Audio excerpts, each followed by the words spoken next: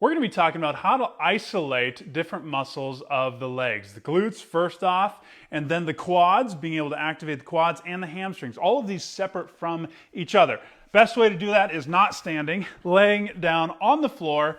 So to start, we're going to talk about how to get your brain connected to your glutes. And the reason you'd want to be able to do this is so that when you're doing specific exercises like squats and lunges, you can connect your brain to that area, get the muscles fired up, and get more stability in the hips. Okay, first off, feet straight up in the air. You're going to try and activate, just squeeze the glute without driving your heel into the floor. Just squeezing the glute and see if you can get a little bit of a pop. I have a little bit more control here, so yours might just be a tiny little lift. Try to do that on both sides. Can you go back and forth? Can you do them both at the same time? Can you do it quickly? Those are all things that you'll get to as you get more connected with the glute.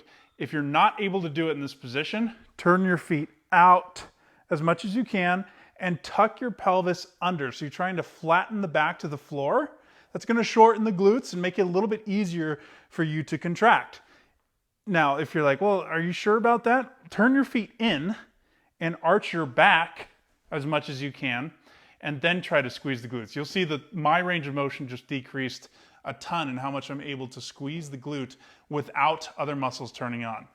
So when we're doing this, you're looking to get the glute activated without letting your quads or your hamstrings, either of these muscles, turn on. Now the next thing, can you isolate just your quad? Are you able to make your quad do a little twitch here?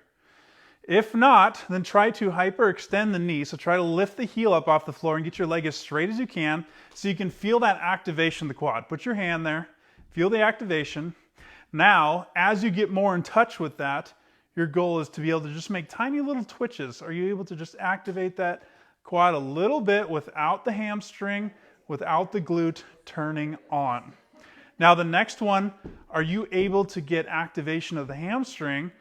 First off, if you're not, then drive the heel into the floor and you'll feel that activation happen. So I'm pushing my leg into the floor, turning on that hamstring. The next step, and I find this to be a little bit harder for me even, is can I activate that hamstring without my quad turning on? There we go, there we go. I have to look at it. If I don't look at it, I find that I'll activate both the quad and the hamstring. Again, the purpose of this is to get your brain connected with these three areas of the body so that when you're doing your exercises, living your life, you're able to access these areas and get more stability around the hip to stabilize the knee, stabilize the foot, stabilize your back, all that good stuff. Start working on this anywhere, seated, standing, laying on the floor, or wearing jorts.